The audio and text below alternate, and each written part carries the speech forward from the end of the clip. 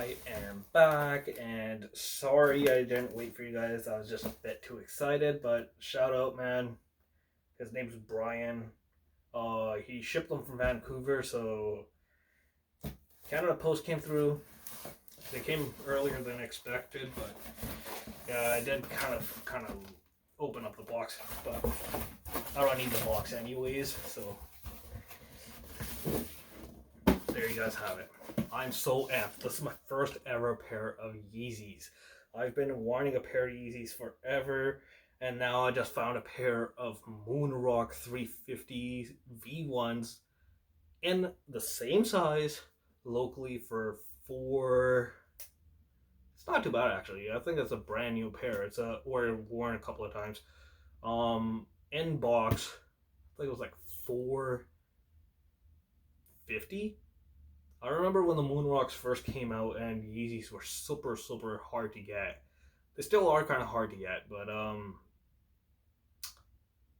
yeah, I think it was like around the same price as the Turtle Doves and stuff like that. Then they tanked because the V2 came out, and now rumor has it that the V3 is going to be coming out and all that other stuff. So why not? But 350 on top, Yeezy Boost 350. Yeezy Boost 350 V2, US 10. Official colorway is called Butter, Butter, Butter. From the name it tells. There's nothing other crazy about it or special about it. It says adidas.com/Kanye. And these are from the Adidas Originals line. Not your typical Adidas.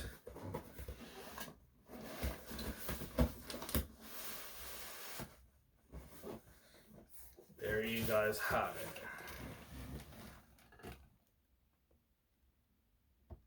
I was just like, and he included the receipt. He has never worn these, never tried them on. They're 100% legit. I don't deal with any kind of B grades, any counterfeits, or any types. I only deal with the real shit. Now, I like I feel a kid on Christmas right now. Like I can't explain the amount of excitement and happiness and how blessed I feel like to own it. I know some people maybe it's just a pair of shoes, it's just a pair of sneakers. Now, from a sneakerhead point of view, it's not just a pair of shoes. It's not just a pair of sneakers. They're fucking Yeezy Boost 350s. They're Kanye shoes. Now, Kanye, when he left Nike after making the Nike Air Yeezys and went to Adidas because Nike wasn't giving him royalties, so he left Nike. He parted ways. They had a bit of a feud for a while, a bit of a rivalry. They were kind of on bad terms with each other. That sparked the increase of resale on the Nike Yeezys. It's the same thing when Virgil left Nike. No, when he left, Nike and went to Louis Vuitton.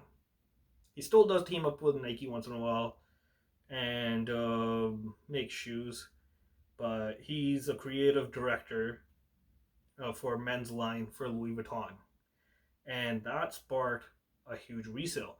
I almost got a pair of the UNC Jordan 1 off whites when they first came out. Resale, I think I was paying in a size 9 men's, which is my true size. I was paying, I think I was like, what, like 500-600. Now if I were to get a pair, I'd be looking no less than maybe like $1,300, maybe $1,500. And I was like, I'm not cheap, but not for a while. Not for a while. When I saw how good of a deal I was getting on these, and I was told that Yeezys fit similar to Ultra Boost, and my true size in Ultra Boost is a size 10. Now my true size in EQTs a 10, New Balances 10, Asics 10, Saucony 10. You get the idea. Now when I was just like when I saw that they come with a gum outsole, I'm an absolute sucker for gum outsoles. I love gum outsoles. Some of my Air Force Ones even have gum outsoles. Now they came out with the React Air Jordan 1 Retro Highs, and I want to try those on. There was a bit of an issue with the sneaker community. People were like, what the hell, Jordan Brand? Why would you put React on a Jordan 1? Man, shut the fuck up and just let them do what they're doing. They want to, you know, include modern day cushioning and comfort to a retro sneaker. What's the big deal? Just let them do it. Try it on. If you like it, buy it. If you don't buy it. Why do you need to make such a huge controversy out of it? Like a huge deal. Like Nike originally was supposed to get Boost. They turned down Boost. Adidas picked it up and they just milked it. And Boost, honestly, is it kind of dead? Depends what shoe it comes to. I haven't tried the night joggers, but I keep seeing them going on heavy discounts. I think I might pick up a try, or even try a pair on. They look super comfortable. They remind me of the Nikes kind of, but you got the all prime knit woven upper in the butter colorway. Then you got that popular V1 pull tab on the heel, thick rope color match laces, all gum outsole shows the pockets of Boost. It's got full life Boost, so you know you're going to get super comfortable shoes. I've never tried on a pair of Yeezys or owned a pair of Yeezys, but from what I've been told by a lot of people is they're similar to Ultra Boost in comfort. Some people say that it probably depends on your feet, I guess. Some people say they're more firm, they're less squishy. Some people say they're more squishy. I don't know who to listen to. I'm just going to go off my own, you know, like opinion and personal experience. But I was told to fit similar to Ultra Boost, so that's why I went with a 10. They look huge personally. Like I might even be able to squeeze into a size 9.5 if I wanted to, or even a 9, but I didn't want to risk it. So I went with my true size, went with a 10. And the guy even included the receipt. He had gotten them from the Vancouver Granville Street Adidas original showroom. Um, he got them for retail, which so 300 Canadian dollars.